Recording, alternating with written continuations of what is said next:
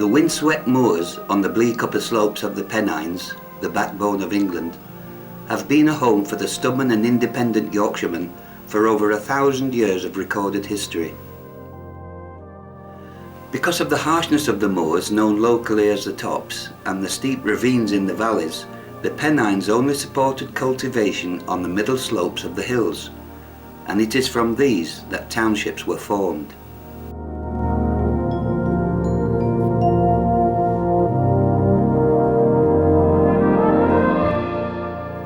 One of these early Saxon townships was called Fesley, which, after adopting St. John the Baptist as its patron saint, became known in Latin as Halifax, the Holy Face, and thereafter Halifax.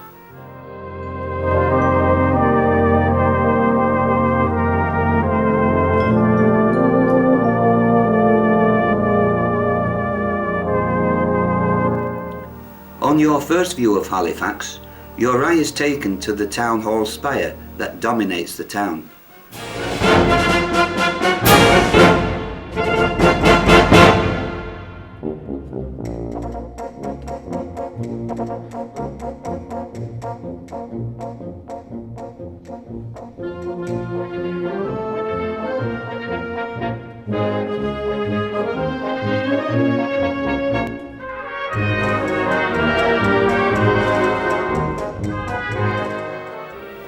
If you think that the town hall bears a resemblance to the Houses of Parliament, you may be forgiven, for the building was designed by the same architect, Sir Charles Barney, and completed in 1862.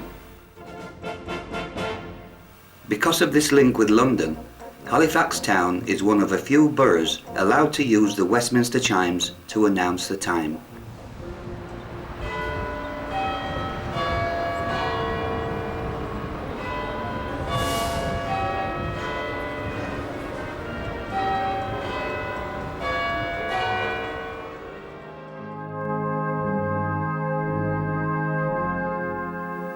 Because of its geographical position midway between west and east, Halifax became a busy staging post, and the Cross Hotel provided subsistence and shelter for the traveller. With records going back to 1535, this coaching inn is the oldest in Halifax, and these well-worn steps would have been used by lady travellers to climb aboard the stagecoach that would take them onwards to Hull, Preston and London. How many travellers must have sat on these benches, eating and drinking their fill, while waiting for their coach?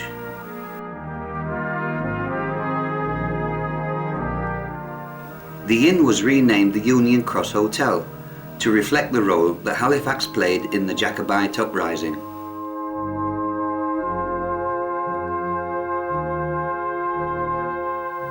Another busy coaching inn in Halifax, the Old Cock Hotel, became famous for the sport of cockfighting, where a building was erected for this use.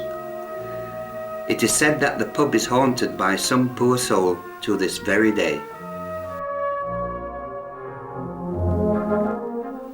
Most of the town centre was built during the late Edwardian and Victorian times, and its architecture truly reflects this. The ancient marketplace was covered in 1896 and became known as the Borough Market. You can see in the market buildings the combination of the Edwardian style, the Regency decorations and Flemish influence. In fact, you would not be surprised to see these gables overlooking a canal in Amsterdam.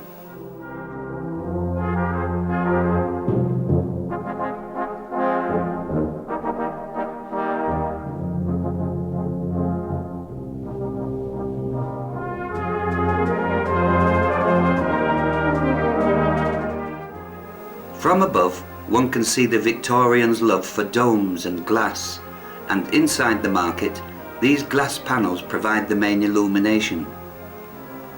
In the winter months, the market is still heated by overhead gas fires, as shoppers hurry beneath on their domestic chores.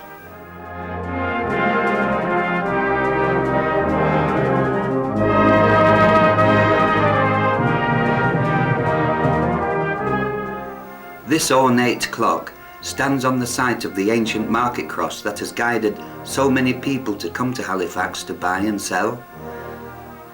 To this day, the clock and market are illuminated by gas lamps. The swine market, the corn market, the wool shops, Cow Green and Bull Close are all names given to Halifax streets in memory of this important regional market.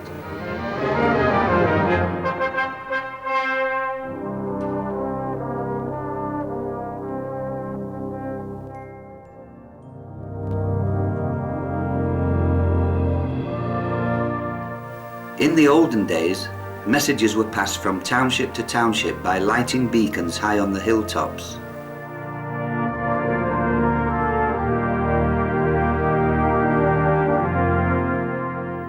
Today, communication is much faster, and the Trans-Pennine Express carries passengers and mail across the country in a few hours, overlooked by the austere parish church, still clad in its sooty cloak that tells of a bygone age.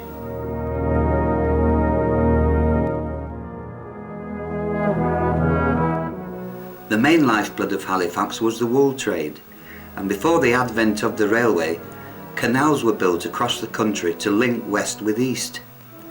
Consignments of wool, coal and iron would be loaded onto barges and pulled along by the mighty Shire horse. Today, houseboats can be hired to tour these waterways at leisure, and the once busy warehouses and water-driven mills have become restaurants, cafes and shops.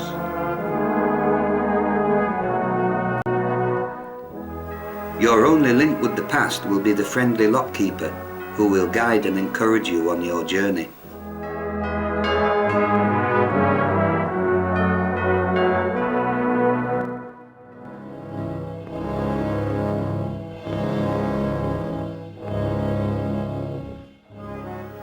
With the coming of the industrial age, smoke pollution became a problem, and great chimneys were built to draw the mill smoke above the town. One such chimney, built in 1875 to take the smoke and grime from the valley below, was Wainhouse Tower.